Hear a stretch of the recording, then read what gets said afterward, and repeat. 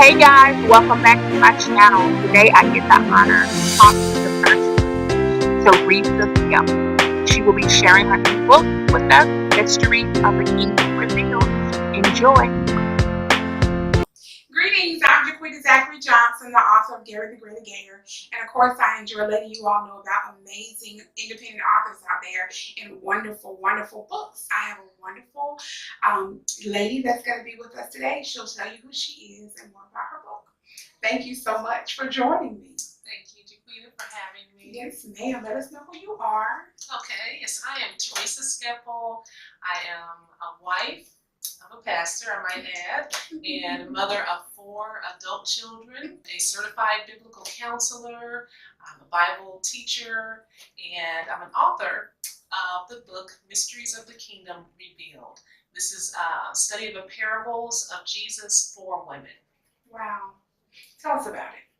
Okay, well, this workbook, like I said, it is on the parables of Jesus. Now, as you may already know, there are parables in the New Testament, but there are also parables in the Old Testament as well. And so I just focused on the New Testament, and there are only 8 parables in this particular workbook. But as you study the Word of God, you know that there are over 40 parables in the New Testament. And how it came about was that I wanted to study the parables. I grew up in the church, and so I was familiar with the parables. I've read them numerous times, but I had never actually done just an in-depth study of the parables. And so I wanted to do that. And as I began studying, I always have pen and paper with me. And as I started taking notes, I really just formed it into a Bible study. The intention was not to write a book, but the Lord enabled me to do that just through my notes. I had so many notes written, and I just formed it into a Bible study for women. And so this is something that we're studying at our church currently, and we're going to continue the study beginning next month. And so that's how it came about. Awesome. So tell me your favorite one, your favorite parable. Oh wow, let's see. That's hard. That is so hard to answer because it's like saying which child is your favorite child. I would say probably the very first parable that I wrote, and ultimately the first parable that Jesus taught, which is the parable of the sower and the seed. That's really my favorite in that it teaches you about how the Word of God affects different people, how it affects their heart ultimately. Right. You have some individuals where the Word of God, it just bounces off of them, if you will. They do not hear it, they don't accept it or receive it, and of course they never receive Christ, at least not at that time. Then there's the ones where it appears as though they have received it, okay, and it appears as though fruit is beginning to develop, but they begin to wither away as you read in the parable. They don't last. They don't ultimately bear fruit as we're supposed to do.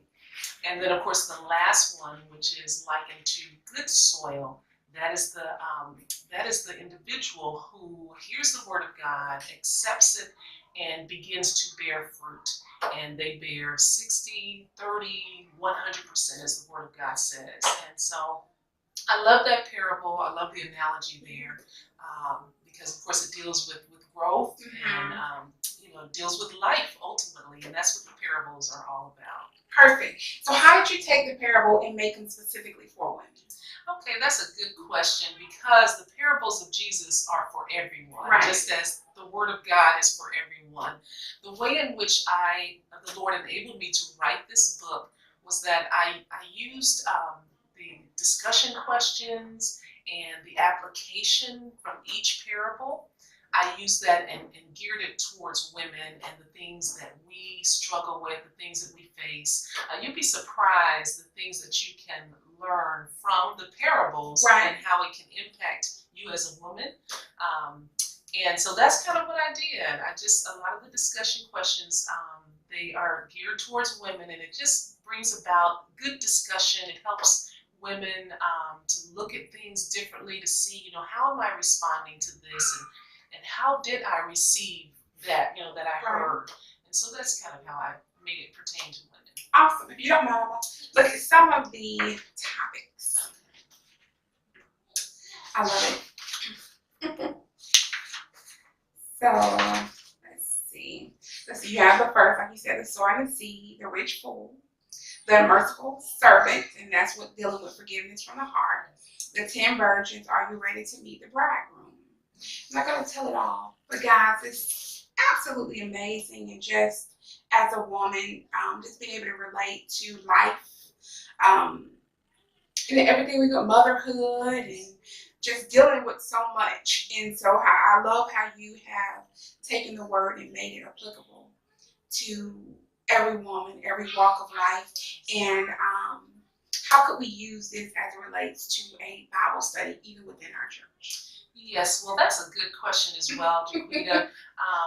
Because when I initially wrote it and finished it, my intention was that we would just study one parable per week, you know, because we meet on Sunday. We use it for our Sunday school class, and so I just figured we would just study one parable. But as I got into it, there is so much in each parable. It almost became too much to try to complete within a Sunday. Right. And we did not want women to rush through it. Right. You know, the idea is not for you to just go through and write down the answers, but to study, to have your word, have the Word of God with you, to hear God speak to you through His Word. And so the way that we use it in our church, we simply divided the parables in half. So as I said, there are 8 in this particular book. Lord willing, if He allows me to write more, then I will write more other parables. But so from September to December at my church, which is at Berean, we studied the first 4 parables. And so we just, it took us, you know, several weeks because we took our time going through each section, each lesson. And then beginning September next month, we're going to pick up where we left off and finish the last 4 in the book. So that's kind of how I would recommend it. You could take a year if you like. It depends on how your schedule is set up.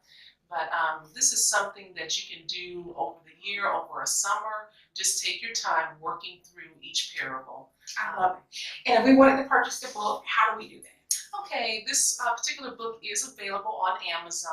Of course, you can get just about everything on Amazon. It's also available at barnesandnoble.com. So that's where you can purchase it at this time. And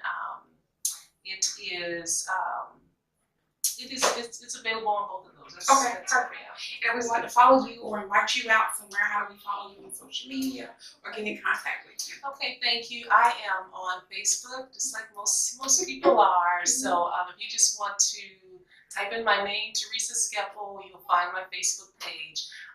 Very soon I will be starting a blog, and so I'll have a website at that point, but I don't have that at this time. I don't have a Twitter or Instagram account at this time. So just and so we can reach you from the church. Yes, also from Bible Baptist Church, you can reach me as well. Sounds good. Now, we meet a lot of people that say, you know, they have a great idea, a great concept, but don't know how to get started with writing. I know you shared your journey as it relates to you taking your notes, your study notes, and it became a book. But what advice would you give to others that say, hey, I want to write? Okay, that's a good question. First of all, I would say to pray, pray about it first and make sure that this is what the Lord would have you to do. So many times people rush into something and then they realize, this is not quite working out. So pray about it. Secondly, you need to allow time. You need to make time for actually writing. We are so busy today. Everybody's plate is full and overflowing, and it's easy to just see how time is just getting away from you. So you really have to set aside time, and you have to protect that time as well. Make sure this is the time I'm going to write. I'm not going to put anything else in that time. And then thirdly, I would say just sit down and write. That's what you need to do. Just sit down and begin writing. And don't rush it, it will come naturally for you. Sometimes I've had to step away. I've started on another project as well. And sometimes you have to step away for a little bit and come back at it. Take your time and write it out, and you'll be surprised just what the Lord will bring to you and do through you. Perfect. Sounds amazing. Thank you so much for joining me and taking time out of your day to stop by. Thank you. I appreciate it. You guys, right on. Thank you so much for watching. do like, share, and subscribe to our channel.